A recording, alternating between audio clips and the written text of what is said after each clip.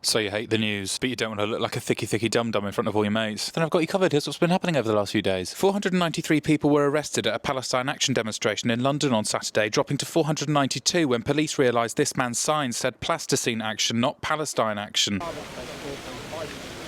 The government had been trying to stop the demonstration, claiming it was un-British, coming so soon after the horrific anti-Semitic attack on a synagogue in Manchester. Carrying on in this way does feel un-British. Keir Starmer said that pro-Palestine activists should instead respect the grief of British Jews, because I'm sure the Jewish population of Manchester would be incredibly touched knowing that the systematic starvation and slaughter of tens of thousands of Palestinian children went unopposed for one day in their name. But because we live in a thriving democracy, the pro-Palestine demonstration was allowed to go ahead, and then the government immediately empowered the police to crack down on all future protests and stop them from happening. Cumulative disruption is in and of itself a reason to place restrictions. Just a casual reminder that there have now been 1,382 Palestine Action arrests versus the 25 arrests that took place at the far-right Unite the Kingdom rally organised by Tommy Robinson 3 weeks ago. But that's because the far-right are very peaceful.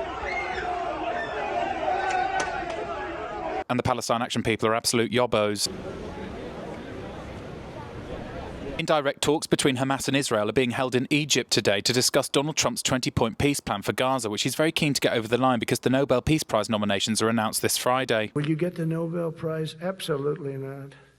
They'll give it to some guy that didn't do a damn thing. They'll give it to a guy that wrote a book about the mind of Donald Trump. The Israeli delegation is being headed by their strategic affairs minister. The Hamas delegation is headed by that guy that Israel tried to kill in neutral Qatar a few weeks ago, but now they've said sorry. The mediation, it's mainly about the attack on Qatar. And the US delegation is headed by real estate businessman and Donald Trump's son-in-law, Jared Kushner, and another real estate businessman, Steve Witkoff, who you'll remember is the guy who couldn't remember the name of the 5 regions that Russia had stolen from Ukraine. Donbass, yes. Crimea,